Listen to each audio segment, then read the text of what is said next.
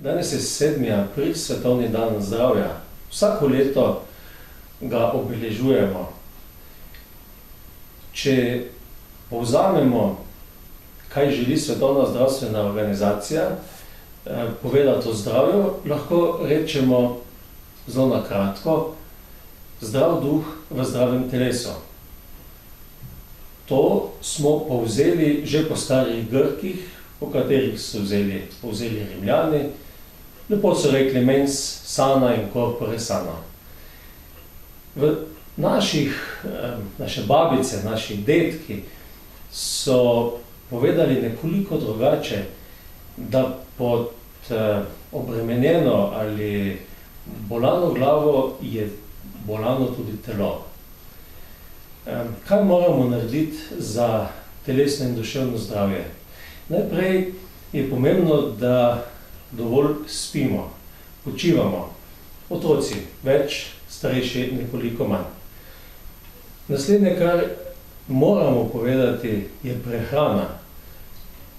Sezonska hrana, sezonsko se prehranjujemo, pozimi z nekoliko močnejšo, poleti z nekoliko lažjo hrano. Nikakor pa ne smemo pozabiti na gibanje.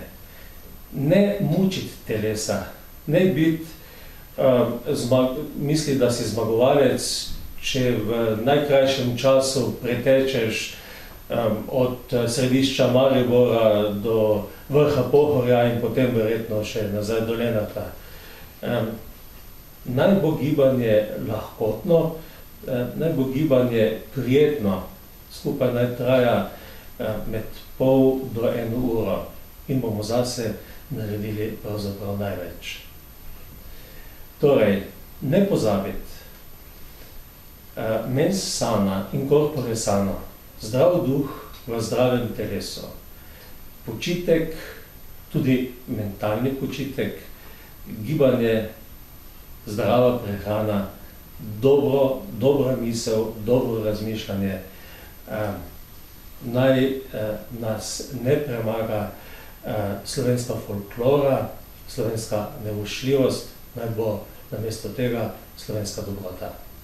Z vami in za vas zdravstveni Doblenar. Če menite, da ste zboleli za depresijo, lahko veliko naredite tudi sami.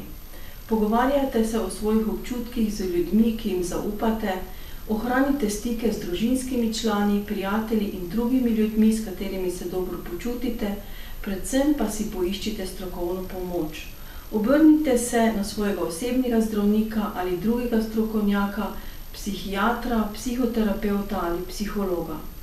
Ukvarjajte se z dejavnostmi, ki so vam prej prinašale veselje, pa čeprav vam morda sedaj ni do tega. Poskrbite za redno telesno dejavnost, pa četudi je to le kratek sprehod. Skrbite za redno prehrano in urejen ritem spanja. Vzdržite se pitja alkohola in izogibajte se uživanju prepovedanim substancam, ker vam to lahko poslabša stanje. Če razmišljate o samomoru, nemudoma poiščite pomoč. Kadar je stiska zelo huda in vašega osebnega zdravnika ni na voljo, se lahko obrnete na dežurnega zdravnika v vašem zdravstvenem domu, dežurno ambulanto v bližnji psihiatrični bolnišnici ter reševalno službo 112. Pomoč je tudi na voljo v mreži psiholoških svetovalnic Moč ter na telefonu za pomoč v stiski. V vseh zdravstvenih domovih izvajamo delavnice pod imenom Prepoznajmo in premagajmo depresijo, anksiozne motnje in stres. Te delavnice so dopolnilo k zdravljenju depresije ali anksioznih motenj pri vašem osebnem zdravniku ali psihiatru in so od udeležencev zelo lepo sprejete. Informacije o delavnicah lahko dobite pri svojem osebnem zdravniku, medicinskih sestrah, referenčnih sestrah, lahko se obrnete tudi name, osebno, preko telefona ali preko elektronske pošte, tako da vljudno vabljeni. Če ste v težavah, se nikoli ne bojte zaprositi za pomoč, poiskati pomoč je povsem v redu, kajti največja škoda bi bila zamuditi življenje. Lep nasmeh se začne pri zdravih zobeh. Zanj pa je pomembno, da skrbimo tako za uravnoteženo prehrano, kot tudi način, kako čistimo zobe. Tako namreč odstranjujemo zobne obloge oziroma bakterije, ki so glavni povzročitelj zobne gnilobe in vnetja dlesni. Za boljšo ustno zdravje naredimo veliko, če si zobe temeljito, torej ne na hitro in mimogrede očistimo zjutraj in zvečer. Če bomo natančno in redno odstranjevali mehke zobne obloge oziroma bakterije, bomo zmanjšali možnost nastanka zobne gnilobe in vnetja dlesni. Uporabimo zobno ščetko z več tisoč finimi, tankimi ščetinami, s kateri bomo lahko, učinkovito in brez prevelikega pritiskanja temeljito odstranimo zobne obloge z zob in roba dlesni. Ne pozabimo na medzobne prostore. Uporabimo medzobno ščetko prave velikosti in zobno nitko.